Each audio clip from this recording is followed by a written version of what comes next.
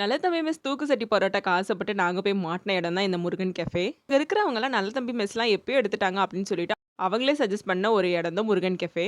நாங்க அதிக எக்ஸ்பெக்டேஷனோட போனதுனால எங்களுக்கு இப்படியா? இல்ல அங்க ஃபுட் இப்படிதான் இருக்குமா? அப்படின்னு எங்களுக்கு தெரியல. நாங்க இவங்கள்ட்ட பூரி செட்டு, வடை, அப்புறம் அவங்களோட சிக்னேச்சர் டிஷ் நெய் முந்திரி ஊத்தாப்பம் அப்படின்னு சொன்னாங்க. அதையும் ஆர்டர் பண்ணோம்.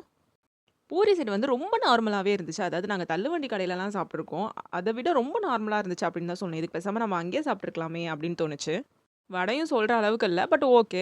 எல்லாமே கொஞ்சம் ரேட் அதிகமா தான் இருந்துச்சு. அண்ட் ரேட்டுக்கு ஏத்த மாரி டேஸ்ட்டும் இல்ல. அவங்களோட சிக்னேச்சர் டிஷ் அந்த நெய் முந்திரி ஊத்தாப்பம் ரொம்ப குழந்தைங்க சாப்பிடுற மாரி இருந்துச்சு. பெரியவங்கலாம் அத விரும்பி சாப்பிடவே மாட்டாங்க. அந்த மாரி இருந்துச்சு.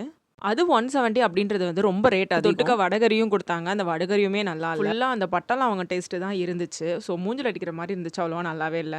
நீங்க இந்த மாரி ஒரு டிஷ்ஷுக்கு ஆசைப்பட்டு ஒரு ரெஸ்டாரண்ட்ட தேடி போய் இன்னொரு ரெஸ்டாரண்ட்ல மாட்டுன கதைலாம் இருக்கா? அப்படின்னு கமெண்ட் பண்ணுங்க. பாண்டிச்சேரியிலேயே ஒரு தரமான பிரேக்ஃபாஸ்ட் சாப்பிட்டோம் அப்படின்னா, அது இங்க தாங்க. Indian coffee house. நெறைய பேர் ஹைப் ஏத்தி விட்ட ஒரு கடை தான் இது. பட் அந்த ஹைப்புக்கு வொர்த்தான ஒரு கடை அப்படின்னு தான் நான் சொல்லுவேன். அவங்களோட சிக்னேச்சர் டிஷ்ஷே ஃப்ரெஞ்ச் டோஸ்ட் அது சாப்பிடணும்னு தான் நாங்க போனோம். பட் அப்ப அது அவைலபிளா இல்ல. பாம்பே டோஸ்ட் அவைலபிளா இருக்கு அப்படின்னு சொன்னாங்க. அது கொண்டு வந்தாங்க. அப்புறம் இடியாப்பம் நாங்க ஆர்டர் பண்ணோம். கோல்ட் காஃபி ஆர்டர் பண்ணோம். இடியாப்பம் நல்லாவே இருந்துச்சு. அண்ட் அந்த தேங்காய் பால்ல ஏலக்காய் தட்டி போட்டிருந்தாங்க. அந்த ஃப்ளேவருமே சூப்பராவே இருந்துச்சு. பாம்பே டோஸ்ட்டுமே நல்லாவே இருந்துச்சு. வியர்ட் காம்பினேஷன்லாம் டேஸ்ட் பண்ண எத்தனை பேருக்கு பிடிக்கும் அப்படின்னு சொல்லுங்க. இது வியர்ட் கிடையாது. பட் கொஞ்சம் டிஃப்ரெண்ட்டா ஓகே தேங்காய் பால் இருக்கு. நம்ம இதில டிப் பண்ணி சாப்பிட்டு பார்க்கலாம் அப்படின்னு டிப் பண்ணி சாப்பிட்டு பார்த்தேன். சூப்பராவே இருந்துச்சு நிஜமாவே.